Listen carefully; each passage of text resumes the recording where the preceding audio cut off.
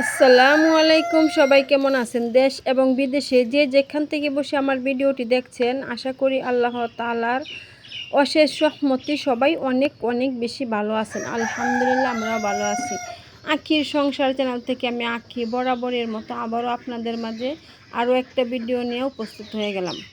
তো আজকে আমি সকাল থেকে ভিডিওটা শুরু করেছি। তো সকালেই প্রথমে আমি কবুতরগুলাকে খাইতে দিচ্ছি, কারণ কবুতরগুলাকে আগে খাইতে দিতে হয়, তা না হলে হাঁস মুরগি ছেড়ে দিলে না হাঁস মুরগি আর কবুতরগুলাকে আর কি খাইতে দেয় না। তো সেই জন্য এই কবুতরগুলাকে আগে খাইতে দিয়ে দিছি। আর এই তো এখন আমি মুরগির খড়টা ছেড়ে দিছি। আর এখন কিন্তু মুরগির খড়টা ছাড়তে গেলে আগের মতো আর ভালো লাগে না, কারণ আমার অনেকগুলো মুরগি কিন্তু মারা গেছে। তো যাই হোক, আমাদের যে সুকন্যা একটা মুরগি ছিল, সেই সুকন্যাও কিন্তু মারা গেছে। আর ওর সাথে কিন্তু 11টা বাচ্চা ছিল। তো 11টা বাচ্চার ভিতরে তো 10টা বাচ্চাই কিন্তু মারা গেছে, আর একটা মাত্র বাচ্চাই তো এই বাচ্চাটাকে রেখে গেছে, মানে স্মৃতি হিসাবে ওকে রেখে গেছে এখন সুকন্যার, তাছাড়া আর কিছুই নাই। আর এই তো এখন আমাদের ময়ূরী মুরগিটাও দেখেন বের হয়ে গেছে। আর ওরও কিন্তু 15টা বাচ্চা ছিল, মানে 15টা বাচ্চা নিয়ে বের হয়েছিল। আর এখন শুধু ওর সাথে আছে মাত্র 8টা বাচ্চা।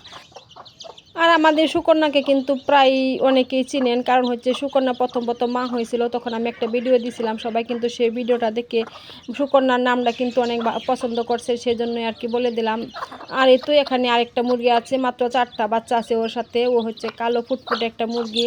তো ও প্রথম মা হয়েছে।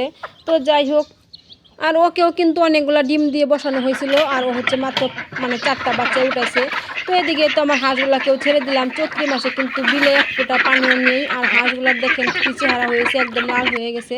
তারপরে বিলে যে কেদা কোদা আছে, তো সেই কেদার মধ্যে যে আর কি সাঁতার পাড়ে সারাটা দিনে ওখানেই থাকে চৈত্রি মাসের দিনে, আর থাকে না।